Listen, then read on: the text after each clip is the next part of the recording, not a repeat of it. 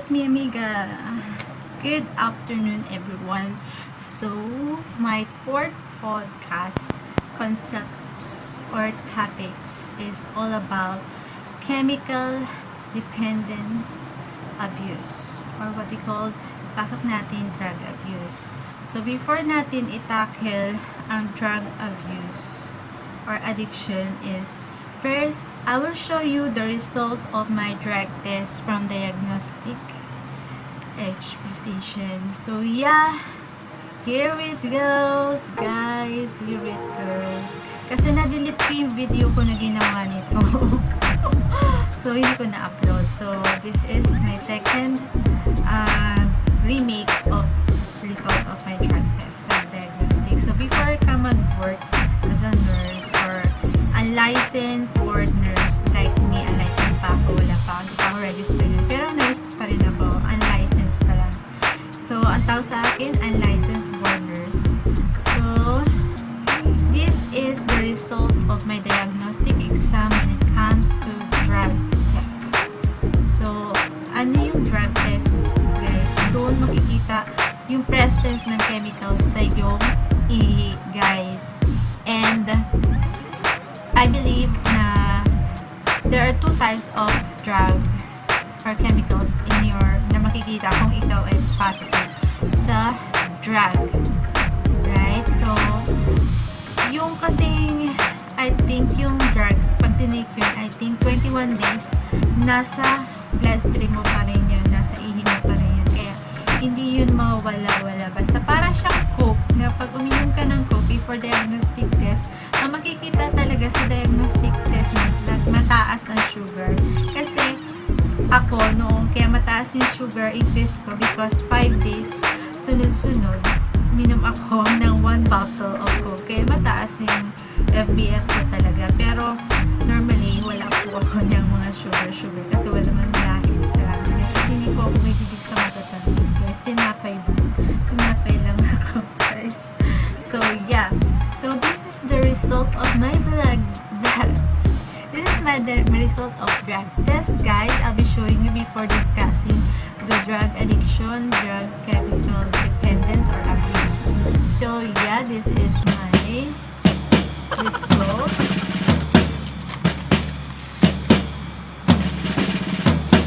So actually, guys, sa high precision, pag doon ka na pa-medical, when it comes to drug test, it is nationally. Kasi it will be posted online through Department of Health. So, kapag sa Department of Health natingin ng result, halimbawa nag-apply ako, from their department, they will going to search it in their online services na makikita yung pangalan ko kung ako ba ay positive or negative sa drug test. It is nationwide, makikita kung yung record ko kung ako ay drug user or not. So this is the result of my drug test. So this is in accordance to DOH. So affiliated by DOH. I don't know what is the term, pero sila po makikita ng DOH kung ito ay positive or negative sa drug test. So before applying for a job,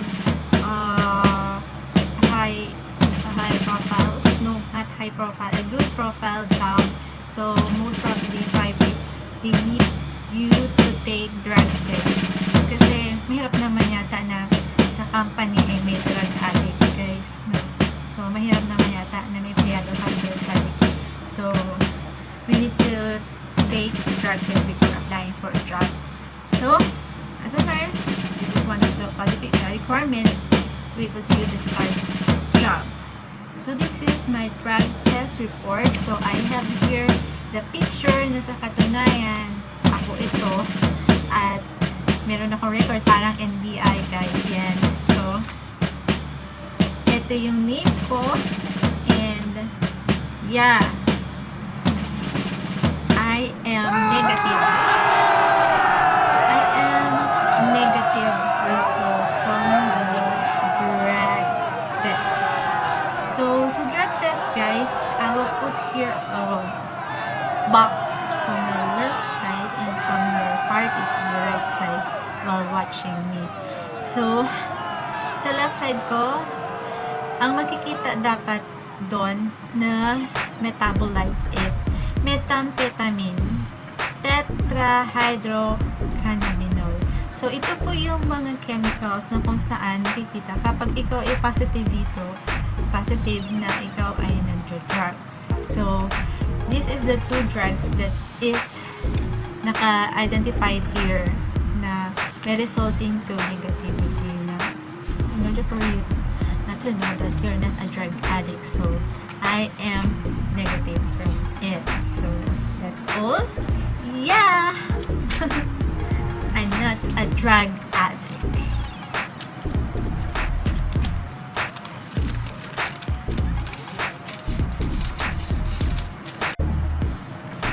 This is not for my confidentiality. It is more on how I may help you when it comes to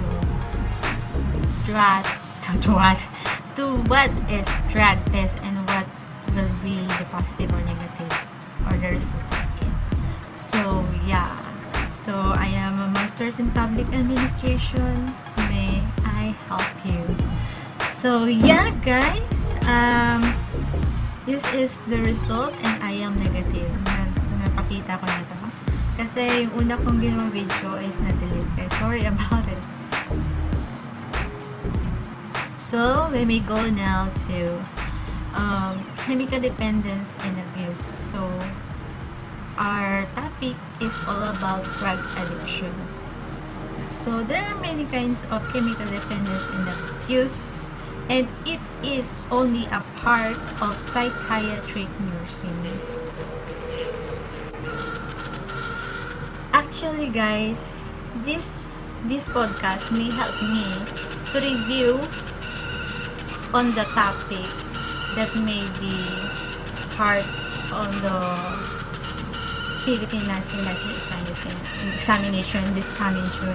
And this is a sort of my review in order for me to realize if I am correct, if I am wrong.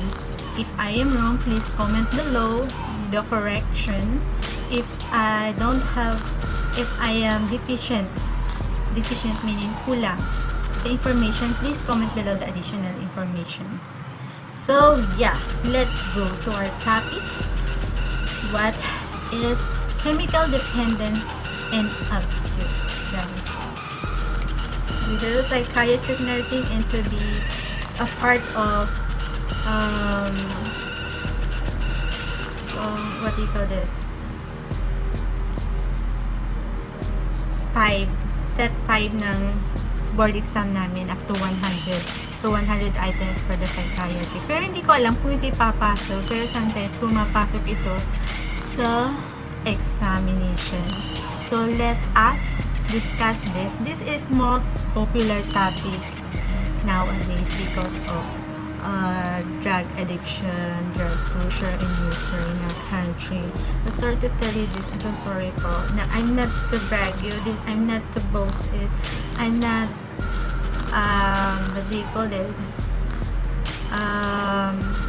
Bringing someone down for this topic just to show you the reliable source or the reliable words and term that I use. But yeah, let's start. So yeah, guys, let's do this. So, punta tayo muna sa different kinds of abuse when it comes to chemicals. So, first, substance abuse. Third, dependence. And second, dependence. Third, addiction. And fourth, habitualization or habituation. Yan. So, yun po yung types when it comes to abuse and chemical dependence. So, pag sinabi pong substance abuse, yun po yung paggamit, use of drugs, paggamit ng mga drug, in a way na hindi na po siya dapat, hindi na tama. So, maybe with medical or maybe with social norms, despite of negative consequences, the drug used to be must be legal. So, yung ibang drugs hindi na legal na dapat iniinom. Walang prescription ng doktor, walang doctor's order, na kung saan nagdudulot sa atin ng problema. Second is dependence. Dependence. This is due to continued using of drugs. So, yung abuse po kasi, sobrang paggamit na mali na. Yung dependence naman, may doctor's order po siya na kung saan yun ang tinitake nating gamot na nagde-depend na tayo dun sa drugs. Yun po ang tinatawag na dependence. So, due to the continued use of drugs that may result to mental and physical discomfort upon withdrawal of it. So, kapag, di ba pag nag-iinom tayo ng drugs, continuous, yun ang yun palagi ang initake natin. So, there is a silent symptoms pag tayo nag-withdraw na. So, sometimes, nagtitremors. Sometimes, naghahallucinate. Sometimes, nangingilig. Yung tremors kasi nangingilig, guys, without any cause, or sometimes, nervousness. Yung po, yung nagiging silent symptoms pag nag-withdraw na bit due to the dependence from drugs. And this is physical and psychological aspect. So, dependence is the result of low self-esteem, low frustration from the tolerance of drugs. So, meaning po, dahil mahina yung ating esteem, we are eager to take drugs and tolerate the drinking of it, taking it. So, that's all. So, when we pag tolerance, yun yung need natin. Yung gusto natin inumin yung drugs na yun para ma-achieve natin yung kalma at makontento tayo sa araw-araw. So, yun yung difference. First, difference of dependence and tolerance. Dependence, it is a sort of low self-esteem. Tapos saan doon tayo kumukuha ng lakas ng loob sa drugs. Kaya nagde-depend tayo doon psychologically. And the tolerance, yun yung needing. Yung gusto natin, pagka gusto natin uminom ng drugs para makuha natin yung relax, yung contentment, comfort sa isang araw, sa loob ng isang araw. So, that is the difference of dependence and tolerance. I hope you get it, guys. So, third is addiction. Ano yung addiction there, guys? Addiction is only a physical dependence. So, as what I said, dependence, it is based from your low self-esteem. Self-esteem na kung saan we are very frustrated for something. Kaya, we take drugs. Nakitik na tayo, we always drink drugs na kung saan, halimbawa, mahina tayo that day. So, kailangan ko uminom ng gamot na ito para lang lumakas tayo. So, nagdidepend na tayo doon. So, pag sasabihin natin, pag uminom tayo, lalakas tayo. Nagdidepend na tayo siya sa pag-inom ng drugs na yon. Pero, kahit wala nang, hindi na dapat tayo uminom. Nagdidepend na tayo noon. Kahit tapos na yung duration ng pag-inom ng drugs, nagdidepend pa rin tayo sa drugs, yung tinatawag na dependence. At yun ay related to addiction. So, kapag nagdepend na tayo sa drugs, pwede tayong maging addict. It will result to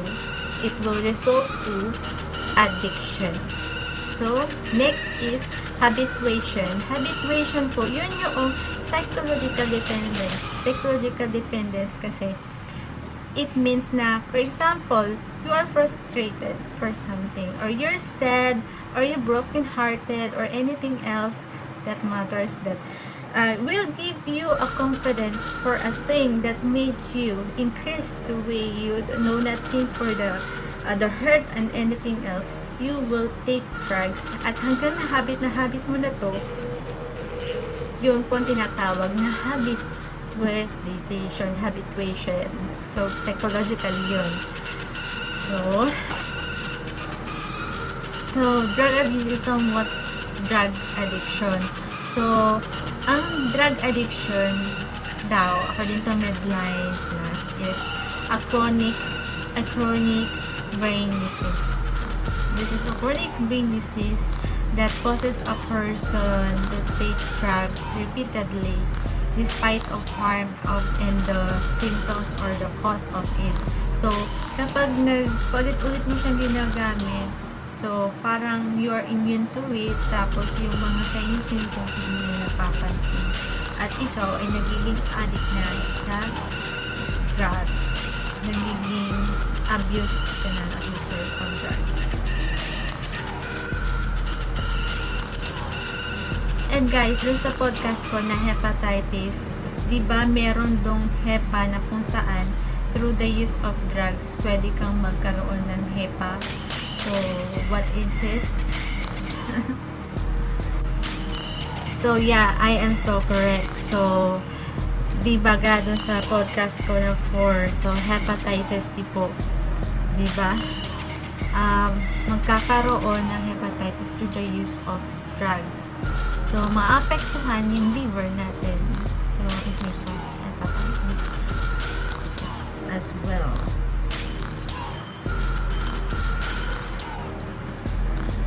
So, sinabi natin na yung drug abuse po is use or misuse of drugs. And commonly and very popular po yung illegal drugs na paggamit. Legal substance abuse din that is to addiction. So, ano po yung mga illegal substances na yun, guys? So, let's tackle this. These are the anabolic steroid, club drugs, cocaine, heroin, inhalants, marijuana, and methamphetamines. Yung methamphetamines po, yun po yung nakikita natin na white na parang tawas. Alam ko, yun po yun. Let's search it out. Let's put a picture in this box. So, yeah, I am so correct. I researched it from the net, and this is what we call methamphetamines, guys. Yun yung parang powder white, parang dinurog na tablet. So, yun, pills or shiny. So, yun, that's it, guys. So, yun po yung example ng mga illegal drugs. As you can see doon sa drug test ko, wala ako doon, negative ako. I didn't use anything and I don't know what is that all about. Hindi pa ako nakakita naman. So, yung po mga other term, yung mga ibang term po ng drugs is what do you call this? Hallucinogen. This is somewhat kasama po dito ang marijuana, psychedelics, LSD, gateway drugs, mescaline, and peyote. So, yun po yung mga hallucinogen. Kasama po siya sa mga illegal substances, guys. So, sinabi ko kanina na sometimes pagiging drug addict ay hindi lang sa illegal drugs kundi sa mga drugs through prescription ng doktor na kung saan overdue na yung pag-take nila. So, kasama po doon yung opioids. So, that's it. This means that the medication is hindi dapat i-take na ng mga time na yun. There is a certain time na dapat nang i-take ang mga medication. So, kailangan po, mag-take tayo ng medication with prescription of doctors na kung saan meron pong validity time kung ilang araw lang natin dapat i-take ang medicine. So, that's all. So, ano po mangyayari naman kapag tayo ay nag-take ng nag-overuse of drugs or misuse of drugs? So, possibility po, guys. Actually, guys, nag-duty ako sa mental health at based po sa lahat ng na-interview ko, hindi ko naman sinasabi mga pangalan, guys. Mga boys ang aming client. Lahat po sila ay nag-take ng drugs. So, it means, guys, yung pag-overuse of drugs or use of illegal drugs, it can cause mental health problems. So, it is one of the main cause kung bakit ang isang patient or isang tao ay nagkakaroon ng depression, anxiety, attention deficit, or hyperactivity disorder, or ADHD. Yung ADHD po guys, yung overactivity siya na hindi na dapat kahit gabi hindi na natutulog, sige pa rin ang trabaho, yung mga ganun guys, wala nang pahinga. So as you can see, paminsan yung iba daw na balita nun, ayoko na sabihin yung term guys, yung hindi nakatulog, hindi ba tinitake yung mga drugs para sila ay continuously open wide.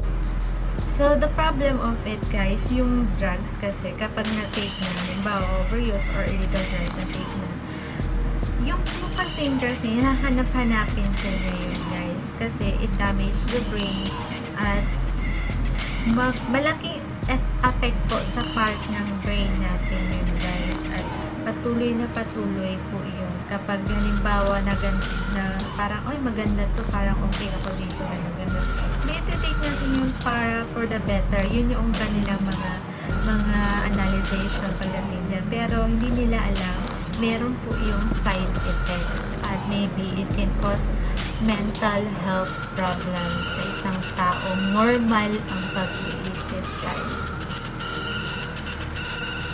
So, hindi lang yun guys, magkakaroon ng problema sa bahay ninyo, magiging self-centered na yung ibig ko sabihin ay dala na siyang pakikinig ng ibang tao, gusto nyo siya palagi na susunod.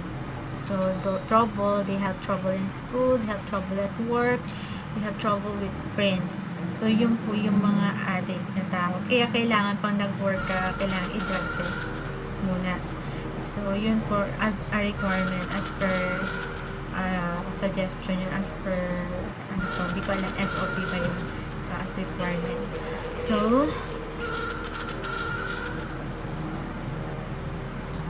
So mahirap po pag yung bata ka pa lang nag-drugs.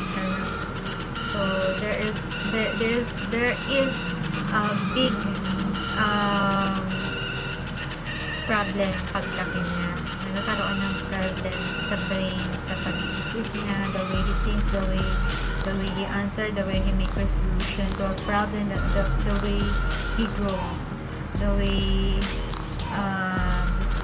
he become an adult. So yun guys, what is the sign po na ang tao ay may problema sa drugs, o kaya what are the signs that a person is taking drugs? Ano yung mga signs po? So yung mga taong siguradong bago pa lang sa pag addict sa drugs, so kalimitan signs is pabago-bago ng mga kaibigan guys, walang permanent friends. Ibig ko sabihin, paiba-iba sila ng kaibigan. Marami silang friends pero pabago-bago sila guys. So wala silang trust, there is no trust, at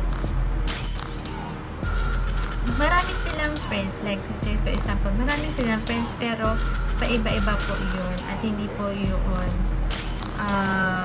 reliable like forever friends. So they are almost changing friends a lot. Next is spending lot time alone. Kumbaga, lagi sila nag-iisa because they take drugs. They are taking drugs. They don't want to see by others taking drugs. Third is losing interest to favorite things. Parang hindi na sila mahilig mag-basketball, hindi na sila mahilig ng mga bagay na dati na ginagawa kasi ang kanilang hinahabit na ay ang pagda-drugs. So next na taking care of themselves. So napapabayaan na yung sarili, hindi na sila nag-shower, hindi sila nagpapalit ng clothes kasi yun nga, kasi nakapokus sila sa pag-take ng drugs. Then hindi po sila nag-brush ng teeth always. Madumi sila, parang dugyot. Sorry to tell this. And next is, actually, payat sila, parang malnourished. Then next is being really tired and sad. So lagi silang pagod and sad. Kasi nga, they're looking forward. They're low self-esteem, guys. Kaya nga they take drugs para mataas ang confidence nila sa sarili. Masyado silang, pag sila ay nagalit, makakasakit sila ng kapwa nila.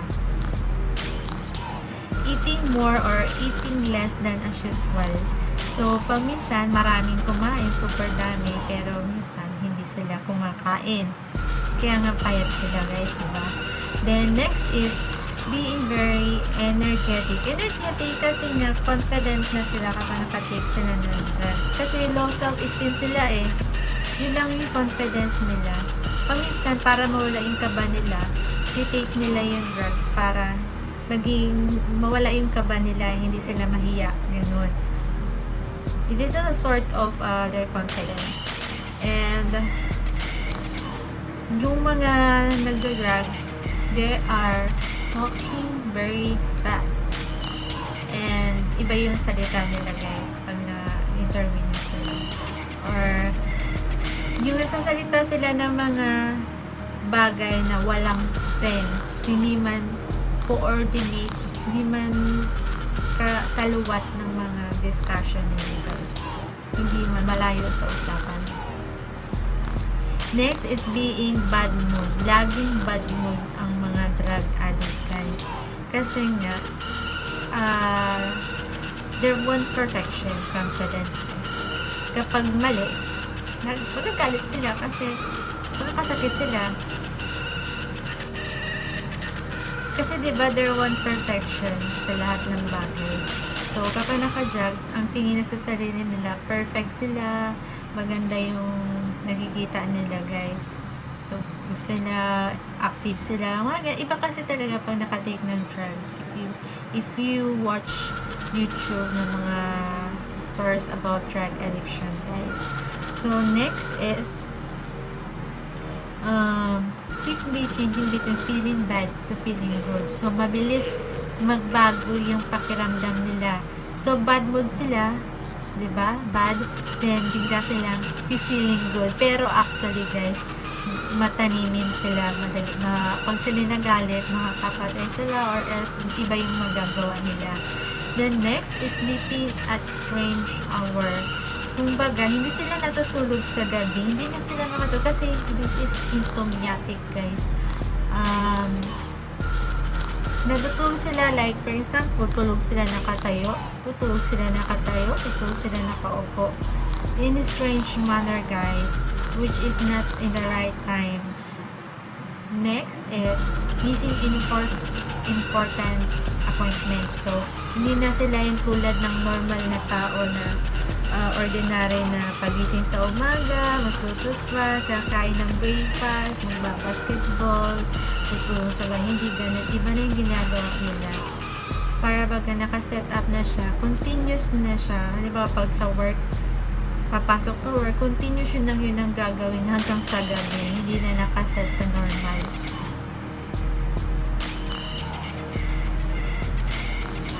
Next is having problem with work and school. So, maraming problema pagdating sa school. Hindi kasi sila nakafocus sa school. Next is having problem with personal and family relationships. So, yun nga.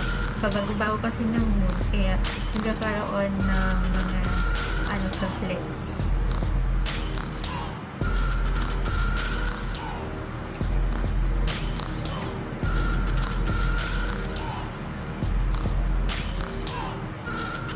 So, let's go to the etiology. Some etiology, let's do a pathophysiology here dito, konti lang. So, substance abuse, magkakaroon euphoria. Ano po yung euphoria? Let's check it out in the gagaw. I think, guys, yung euphoria is more on pleasure, pero sinesearch natin sa gagaw para just to make sure the information I've given in this podcast. So, napakabagal po. Let's check it out. So, tama ako, guys. Yung euphoria po ay parang pleasure. Kumbaga, let's do this again, guys. Euphoria po, guys. Sabi ko kanina, euphoria is somewhat like pleasure. Nung sinerch ko sa Google, hindi lumabas ang pleasure. Pero for me, for my own opinion, this is a sort of pleasure. Pero pag sinerch mo sa Google, this is feeling of well-being or elation. Kumbaga, feeling of being well. Kumbaga, parang relax and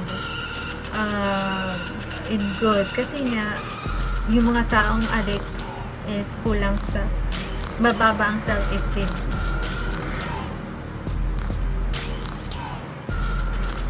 So, kapag nakita nila yung result ng pag-take ng drugs, so, repeat nila iti-take yung drugs na yon. Kasi nagbibigay sila sa kanila yung satisfaction and contentment and relaxation. So, hindi nila naiisip yung mga problema nila, ng mga bagay na mag-trigger sa isip nila, na kung saan magkakaroon sila ng low self-esteem. Kung kaya nag-take sila niyan. So, pag repeat ang take, so, that is lalabas yung addiction dun sa drugs na yun. Yun po, yung pinakang pathophysiology yun. So, ang biological theory po ng drug addiction, increased dopamine is equals to positive pleasure na kung saan resulting to repeated taking drugs. Yun po yung biological theory. Then, third, behavioral theories po niya, di syempre kapag nakatake ng drugs, diba, for pain reliever. Lagi ka nagtitake ng pain reliever para hindi mo maramdaman yung sakit or nagkaroon ka ng trauma, like inom ka, nagiinom ng pain reliever kahit wala ka naman sakit, pero pakiramdam mo may sakit ka, inom ka ng pain reliever. So, doon lalabas yung drug addiction.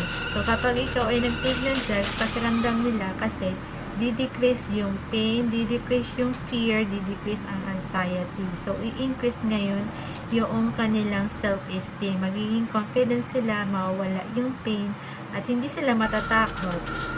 Ganon ka-confidence ang nabibigay. Confidence ang nabibigay ng drugs. For me, for my own opinion. Comment below if you have additional information. So, next is behavior theory. Nalalearn nila yung coping mechanism. Nalalearn nila yung way of coping. So, genetic theories po ng addiction is genetic theories for 4 times to be an alcoholic, guys. So, diba, pag ikinaka-drugs, lumalakas yung confidence mo, yung fear mo nawawala, so, hindi ka natatakot. So, pagkasulis, tuloy yun, guys. Kaya, suicidal yun. Suicidal thoughts sila. So, yun, kailangan natin i-check yung mga yan. Siyempre, we need to be careful others. And also, i-increase yung appetite to eat. Pero sometimes, decrease appetite. Also, paranoia, nagpaparanoid sila. Kala nila may sumusunod sa kanila or whatever.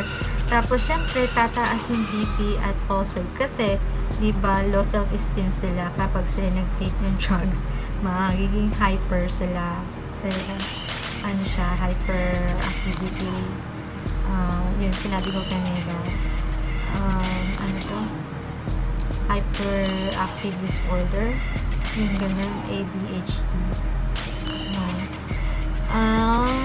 Impaired judgment. So, yung judgmental nila ay impaired. Talagang wasak pag sila ay nag-judge. Kahit hindi naman dapat yun yung judge. I-judge sa'yo. I-judge nila yun sa'yo, hindi naman sa at sa yung pagkatao. Yun yung ibig sabihin sa impaired judgment. Maling pag-judge. Talagang wasak yung pag-judge sa'yo. So, next is hallucination. Hallucination, either visual and audio. Visual, may nakikita pero wala naman. Visual, may narinig pero wala naman nagsasalita. Yun po yun. Then, third, psychosis. Guys, pag malala na. Psychosis, kasi may mental health problem na siya. So, As usual, yung sinabi ko kanina, hindi ko pa nababasa, pero based from my knowledge and what I have reviewed before for the last 2 years, yung pong drugs, yung chemical po, pag ikay nag-drugs, 21 days, nasa katawan mo pa po yan. Until 21 days po, nandyan pa po yung drugs. Yun po masasabi ko, nasa urine po yan makikita. Halimbawa, di ba, nag-drug test, guys. Then, ikay nag-drugs, guys. So, halimbawa, para malaman, syempre, ng mga galing talaga ng mga police or mga PDEA yan, guys. I'm so sorry. I just referring to it because they have a good image, therefore. Yung pang nag-drugs, halimbawa, nahuling mag-drugs sa isang tao. Then, halimbawa, ngayon, nahuli siya. Nag-take siya ay kahapon lang ng drugs. Kinabukasan, papa-drug test na yan or ika 2 days. Kasi, so, mapapa-check na yan, ipapa-blood test na yan after 2 to 3 days or maybe tomorrow or next week. And, this is a positive result and this is a sort of evidence that they are a drug user or a drug addict. So, yun po ang masasabi ko. 21 days sa ating urine ang chemicals ng drugs. So, yun lang po ang masasabi ko when it comes to drugs. I don't have to clarify many kinds of drugs. Nasabi ko na din po siya. Actually, yung caffeine po is a sort of drugs, pero nakapaloob po siya sa stimulants. So, this caffeine is an-uppers. So, what do you mean by an-uppers? It makes us hyperactive. So, a sort of information, if you are studying so hard and taking coffee, it makes you inactive, it makes you feel not to sleep, it makes you feel dependent on caffeine. And that is a sort of somewhat like effect of drugs.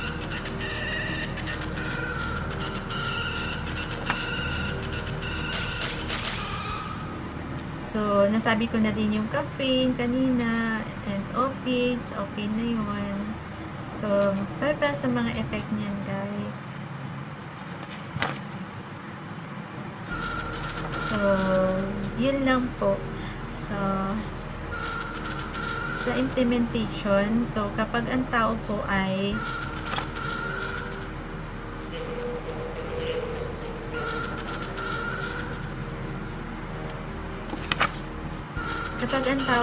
naka-drug, so, kailangan natin bigyan sila ng quiet and safe place. Provide quiet, safe place for them. Kasi, kung naka-drugs po, halimbawa, nahuli, then ikaw yung nurse, i-check mo siya, i-monitor mo siya, give them a private and quiet place. Kasi, ang tendency po ng hyperactive dyan, baka makasapit sa'yo.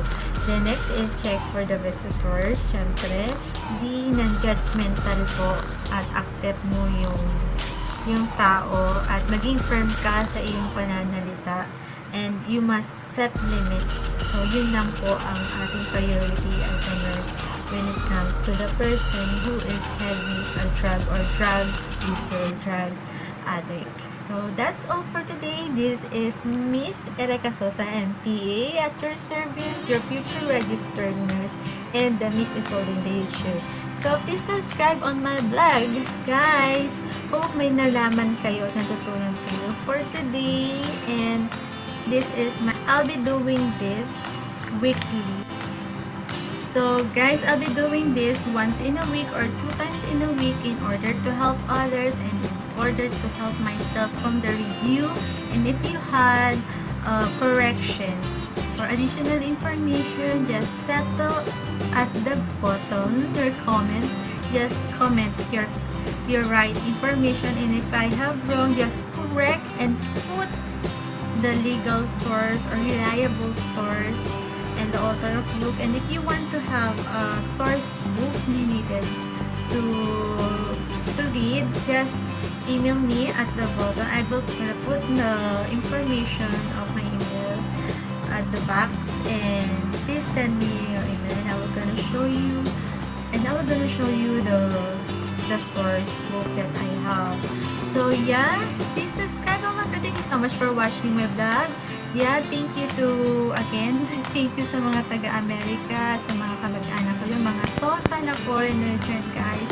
And also to Arlen, nagyan po yung aking mga auntie sa Mirhan, Sosa and Mirhan sa Ireland. And dito sa Philippines, yung mga friends ko, yung mga classmates ko, and sa mga nakakilala sa akin, I hope nakatulong ako sa inyo ng additional information. If you had additional information, just comment and add your below. Just comment below. Yeah. Thank you guys. This is Miss ysolde. Bye. Bye-bye.